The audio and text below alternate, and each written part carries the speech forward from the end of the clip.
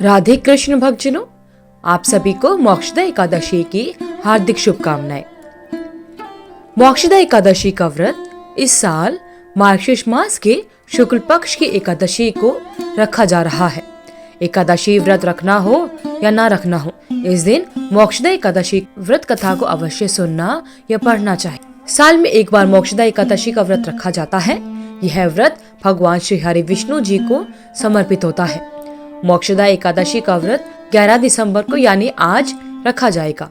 इस दिन भगवान विष्णु के भक्तजन विधि विधान के साथ में व्रत रखते हैं और भगवान श्री हरि विष्णु और माता लक्ष्मी की पूजा करते हैं। एकादशी का व्रत काफी महत्वपूर्ण माना जाता है।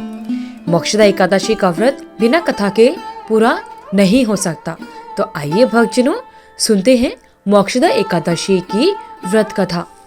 धर्मराज युधिष्ठिर कहने लगे कि हे भगवान, मैंने मार्गशीर्ष मास के कृष्ण पक्ष की एकादशी अर्थात उत्पन्ना एकादशी का सविस्तार आपके श्री मुख से सुना। अब आप कृपा करके मुझसे मार्गशीर्ष मास के शुक्ल पक्ष की एकादशी के विषय में भी कहिए। इस एकादशी का क्या नाम है तथा इसके व्रत का क्या विधान है, इसकी विधि क्या है, इसका व्रत करने से किस फल की प्राप्ति होती है, कृपया यह सब मुझसे विधान पूर्वक कहिए। भगवान श्री कृष्ण बोले कि हे पार्थ, मार्गशीर्ष माह के शुक्ल पक्ष में आने वाली इस एकादशी को मोक्षदा एकादशी के नाम से जाना जाता है। यह व्रत मोक्ष देने वाला तथा चिंतामणि के समान सब कामनाएं पूर्ण करने वाला है, जिससे आप अपने पूर्वजों के दुखों को समाप्त कर सकते हैं। इसका महात्म्य मैं तुमसे कहता हूँ, ध्यान पूर्वक सुनो। गोकुल नाम के नगर में वैखानस नामक राजा राज्य किया करता था। उसके राज्य में चारों वेदों के ज्ञाता ब्राह्मण रहा करते थे। वह राजा अपने प्रजा का पुत्रवत यानी पुत्र के समान पालन किया करता था। एक बार रात्रि में राजा ने एक स्वप्न देखा कि उसके पिता नरक में हैं। उसे बड़ा आश्चर्य हुआ। वह प्रातः विद्वान ब्राह्मणों के पास गया और अपना स्वप्न उन्हें सुनाया। कहने लगा कि मैंने अपने पिता को नरक में कष्ट उठाते हुए देखा है। उन्होंने मुझसे कहा है कि हे पुत्र, मैं नरक में पड़ा हूँ, यहाँ से तो मुझे मुक्त कराओ। जब से मैंने ये वचन सुने हैं तब से मैं बहुत बेचैन हूँ। चित्त में बड़ी अशांति हो रही है। मुझे इस राज्य, धन, पुत्र, स्त्री, हाथी, घोड़े, इन सब चीजों में भी सुख प्रतीत नहीं होता। क्या करूँ? राजा ने कहा कि हे ब्राह्मण देवताओं, इस दुख के कारण मेरा सारा शरीर जल रहा है। अब आप कृपा करके तप, दान, व्रत ऐसा कोई उपाय बताइए जिससे मेरे पिता को मुक्ति मिल जाए। उस पुत्र का जीवन व्यर्थ है जो अपने माता पिता का उद्धार न कर सके। एक उत्तम पुत्र को अपने माता पिता तथा पूर्वजों का उद्धार अवश्य करना चाहिए। वह 1000 मूर्ख पुत्रों से अच्छा है। जैसे एक चंद्रमा सारे जगत में प्रकाश कर देता है, परंतु हजारों तारे नहीं कर सकते, वैसे ही एक पुत्र अपने पूर्वजों को मुक्ति दिला सकता है या उन्हें मोक्ष प्रदान कर सकता है। ब्राह्मणों ने कहा कि हे राजन, यहाँ पास ही भूत, भविष्य, वर्तमान के ज्ञाता पर्वत ऋषि का आश्रम है। आपकी समस्या का हल वे अवश्य बताएंगे। ऐसा सुनकर राजा मुनि के आश्रम पर गया। उस आश्रम में अनेक शांतचित्त योगी और मुनि तपस्या कर रहे थे। उसी जगह पर्वत मुनि बैठे थे। राजा ने मुनि को साष्टांग दंडवत प्रणाम किया। मुनि ने राजा से सांगोपांग यानी कुशलता पूछी। राजा ने कहा कि महाराज, आपकी कृपा से मेरे राज्य में सब कुशल है, लेकिन अचानक मेरे चित्त में अत्यंत अशांति होने लगी है। ऐसा सुनकर पर्वत मुनि ने आंखें बंद की और भूत विचारने लगे। फिर बोले, हे राजन, मैंने योग के बल से तुम्हारे पिता के कुकर्मों को जान लिया है। उन्होंने पूर्व जन्म में कामातुर होकर एक पत्नी को रति दी, किंतु सौत के कहने पर दूसरी पत्नी को ऋतुदान मांगने पर भी नहीं दिया। उसी पाप कर्म के कारण तुम्हारे पिता को नरक में जाना पड़ा। तब राजा ने कहा, इसका कोई उपाय बताइए। मुनि बोले, हे राजन, आप मार्गशीर्ष मास के एकादशी का उपवास करें और उस उपवास के पुण्य को अपने पिता को संकल्प कर दे। इसके प्रभाव से आपके पिता की अवश्य नरक से मुक्ति हो जाएगी।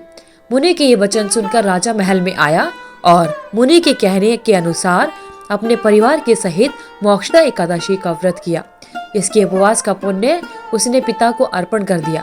इसके प्रभाव से उसके पिता को मुक्ति मिल गई और स्वर्ग जाते हुए वे पुत्र से कहने लगे कि हे पुत्र, तेरा कल्याण हो।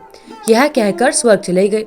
मार्गशीर्ष मास के शुक्ल पक्ष की मोक्षदा एकादशी का जो व्रत करते हैं उनके समस्त पाप नष्ट हो जाते हैं।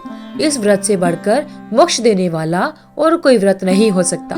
इस दिन गीता जयंती भी मनाई जाती है। साथ ही यह धनुर्मास की एकादशी कहलाती है। अतः इस एकादशी का महत्व कई गुना और भी बढ़ जाता है। इस दिन से गीता पाठ का अनुष्ठान प्रारंभ करना चाहिए तथा प्रतिदिन थोड़ी थोड़ी गीता का अवश्य पठन एवं श्रवण करना चाहिए। बोलिए भगवान श्री हरि विष्णु की जय, माता लक्ष्मी की जय। तो इस प्रकार भक्तजनों मोक्षदा एकादशी की व्रत कथा संपूर्ण होती है।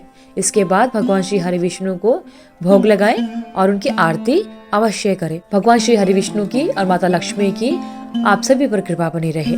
हिंदू धर्म में एकादशी व्रत का विशेष महत्व माना जाता है। हर महीने में 2 एकादशी व्रत रखे जाते हैं, जो कि पहला कृष्ण पक्ष में और दूसरा शुक्ल पक्ष में रखा जाता है।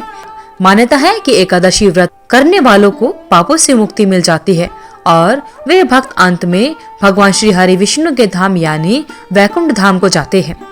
कहा जाता है कि एकादशी के दिन व्रत रखने वाले भक्तों को भगवान श्री हरि विष्णु अति प्रिय मानते हैं। मोक्षदा एकादशी को गीता जयंती भी मनाई जाती है। हिंदू धर्म में एकादशी तिथि अत्यंत शुभ मानी गई है। एकादशी व्रत के लिए तिथि के प्रारंभ समय की जरूरत नहीं होती। यदि आप व्रत रखना चाहते हैं तो एकादशी व्रत की शुरुआत हमेशा सूर्योदय पर होती है और अगले दिन सूर्योदय के बाद समाप्त हो जाती है। एकादशी का व्रत का पालन आमतौर पर 24 घंटे के लिए किया जाता है। एकादशी व्रत करने वालों को एक दिन पहले यानी शाम को ही अनाज का सेवन नहीं करना चाहिए, यानी दशमी के दिन अनाज का सेवन नहीं करना चाहिए, ताकि अगले दिन सूर्योदय के समय व्रत प्रारंभ करते समय पेट में अन्न का कोई अवशेष ना रहे। तो भक्तजनों जानते हैं मोक्षदा एकादशी कब और किस समय शुरू हो रही है। एकादशी तिथि का प्रारंभ 11 दिसंबर को सुबह 3:42 पर होगा और वहीं एकादशी का समापन 12 दिसंबर को सुबह 1:09 पर हो जाएगा। ऐसे में मोक्षदा एकादशी का पूजन का शुभ मुहूर्त सुबह 7:03 से लेकर सुबह 8:21 तक रहेगा और एकादशी का पूजन का अमृत मुहूर्त जो कि सर्वोत्तम होता है सुबह 8:21 से लेकर 9:38 तक रहेगा। मोक्षदा एकादशी का व्रत का पारण कब और किस समय किया जाएगा? मोक्षदा एकादशी व्रत का पारण 12 दिसंबर को यानी गुरुवार को किया जाएगा। मोक्षदा एकादशी व्रत का पारण सुबह 7:04 से लेकर 9:08 तक रहेगा। पारण तिथि के दिन द्वादशी समाप्त होने का समय रात 10:26 तक रहेगा। भगवान श्री हरि विष्णु और माता लक्ष्मी की आप सभी पर कृपा बनी रहे। अगर आपको इस वीडियो में दी हुई जानकारी अच्छी लगी तो वीडियो को लाइक करें, शेयर करें, चैनल को सब्सक्राइब करके बेल आइकन को जरूर प्रेस करें ताकि आगे आने वाले सभी वीडियोस की नोटिफिकेशन आप तक समय से पहुंचती रहे। धन्यवाद। आपका दिन मंगलमय हो।